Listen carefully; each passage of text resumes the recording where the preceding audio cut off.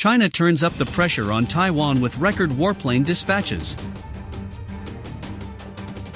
China is ramping up aerial incursions into Taiwan's air defense identification zone as it seeks to reinforce the message that it is prepared to take the island by force. Taiwan's defense ministry announced on Monday that a daily record of 56 Chinese warplanes, including 12 nuclear-capable bombers, had entered the southwest corner of its ADIZ. The 149 sorties in the first 4 days of October is a 27% increase from the number of flights logged in the whole of September. Like any ADIZ, Taiwan is in international airspace. But given China's intention to eventually seize control of its democratic neighbor, the move by Beijing is being interpreted as a threat by both Taipei and Washington. What is unclear is why this is happening now. Taiwan must be vigilant, Premier Su Zhengqiang told reporters on Tuesday.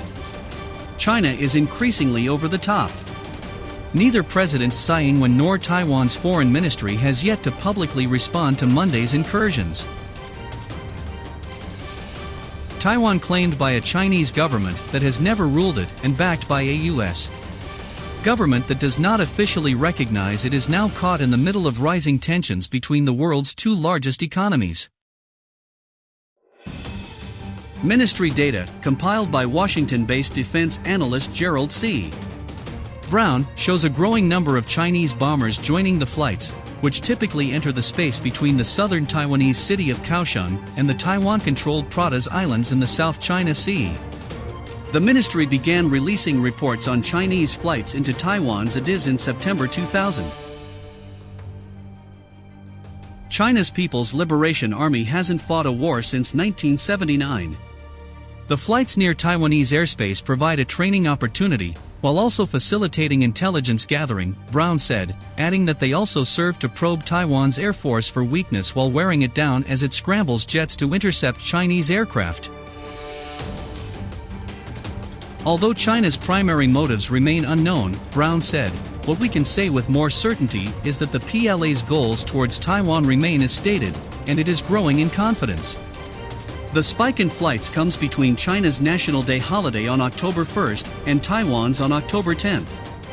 By dialing up the pressure on Taiwan, Beijing is signaling increasing military strength to its domestic audience, while potentially undermining the celebration across the strait. The PRC's National Day and the training cycle are important factors, said Bonnie Glaser, Asia Program Director at the German Marshall Fund in Washington, referring to China's official name, the People's Republic of China. Of course, the flights are also intended to warn Taiwan and the U.S. not to cross Beijing's red lines.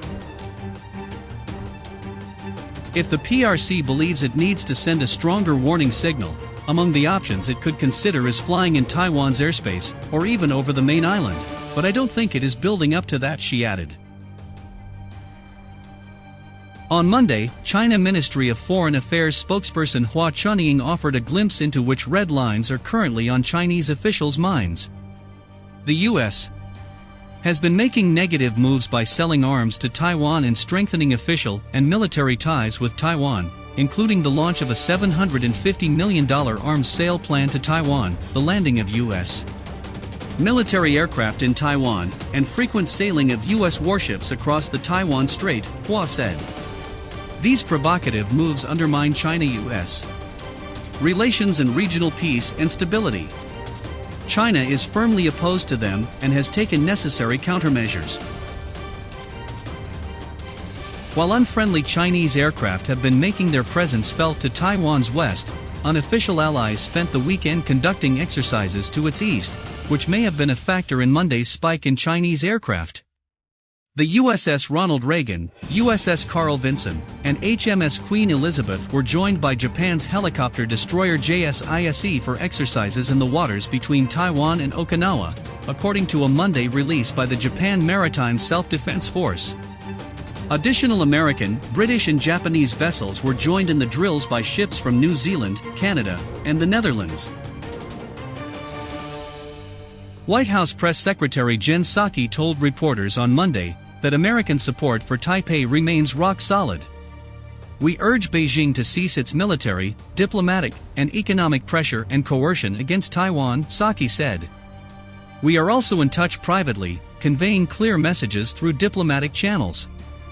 And that's probably the appropriate place for those. The weekend's six-country naval exercises, plus this week's arrival of a group of French legislators to Taipei and Lithuania's ongoing feud with China over its closer ties with the island highlight the growing international support for Taiwan. Regional support from Taiwan is on the rise, and Tokyo, Seoul, Canberra, and Paris are just some of the capitals that are speaking more loudly about Taiwan's geopolitical status, said Natasha Kassam, director of the Public Opinion and Foreign Policy Program at the Lowy Institute in Sydney. For many countries, as relations with China become increasingly fraught, and China's military activities towards Taiwan continue to escalate, there is increasing support for Taiwan's plight, Kassam said. This is also mirrored in public opinion in the region, where views towards China continue to sour, but awareness and warmth towards Taiwan are on a more positive trajectory. Tsai referred to the Chinese aerial incursions in a Foreign Affairs article published on Tuesday. Amid almost daily intrusions by the People's Liberation Army, our position on cross-strait relations remains constant. Taiwan will not bend to pressure, but nor will it turn adventurous, even when it accumulates support from the international community, the president wrote.